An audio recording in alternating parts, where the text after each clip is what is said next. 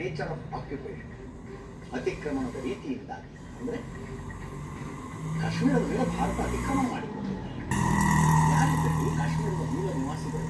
ಯಾರಿದ್ರು? I am controlling my anger, ನೆನಪಿಟ್ಕೊಳ್ಳಿ. ಯಾರಿದ್ರು ಕಾಶ್ಮೀರದ ಮೂಲ ನಿವಾಸಿಗಳು?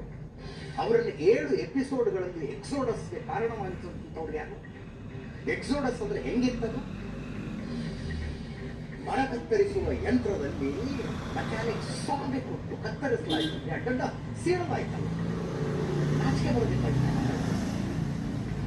ಅರೆ ಯಾವ ಕಾಶ್ಮೀರ ಹೇಳದ ಪ್ಯಾಲೆಸ್ಟೈನ್ ನಾವು ಒಂದೇ ರೀತಿ ಅತಿಕ್ರಮಣಕ್ಕೊಳಗಾಗಿದ್ದೀವಿ ಅಂತ.